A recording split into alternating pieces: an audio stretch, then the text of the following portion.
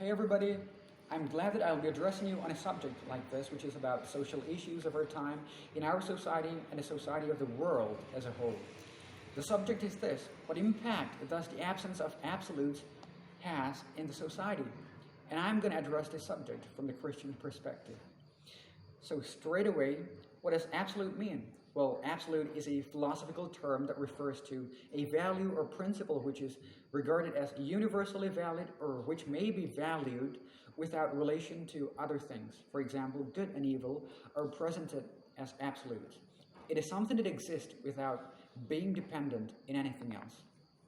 So now the real question starts: what do absolutes have to do with the social issues? Well, when we talk about social issues, we're actually talking about issues and not about progress or advancement in that particular area of society. So let's take a look at the social issues that we're facing today. A recent study from 2017 shows that the top social evils or issues in India are shaming, intolerance about religions and their views and art and personal choices, baseless criticism of the government, blind faith in the government, pollution, women's safety, and so on. These are the social issues we have in India. And what about the world as a whole? According to Business Insider, the top 5 greatest problems the world is facing right now are climate change, large-scale conflicts or wars, income inequality, discrimination, poverty, and so on. By the way, it was corruption 10 years ago. And what issues do we have out here? Our problems are superficially different, but they're all fundamentally the same. So if you take a look at these issues, most of them have a lot to do with us as human beings. Social issues are the results of the things going on within families, which again results from the individual, from you and from me. So how do these absolutes come into this subject of social issues? Well, they are essential when we begin to talk about good and evil. When you say that there are such things as good and evil, you're actually saying that there is a moral law based on which you differentiate between good and evil. And if there is a moral law, there has to be a moral lawgiver, because without a moral lawgiver, you define everything. And it leads to a crisis that's where it gets tough. Now, you may ask, who gives these moral laws? Why are they so essential? This is where the absolute comes into play.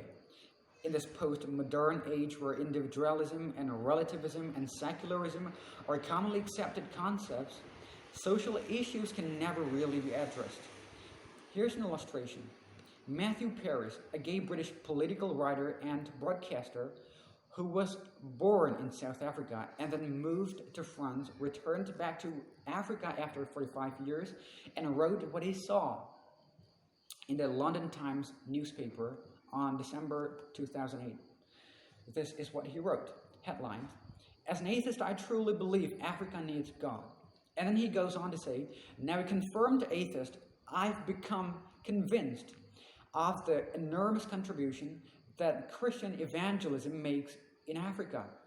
Sharply distinct from the work of secular NGOs, governmental projects, and international aid efforts, these alone will not do. Education and training alone will not do. In Africa, Christianity changes people's hearts. It brings spiritual transformation. The rebirth is real. The change is good." You see, the real problems or issues are not crime, they're not rapes, not corruption, racism, or lack of educational facilities, and they don't come first. These are the mere results of a more serious problem, that is the depravity of the human heart. During the Second World War, when the final solution was made at the Wannsee Conference in 1942 to kill the Jews and other minority groups, the officials who signed the declaration, out of 150, were all doctors with PhDs. You see, knowledge and education alone cannot alleviate the hurts and the pains and the sufferings that we have in our society and face in our lives.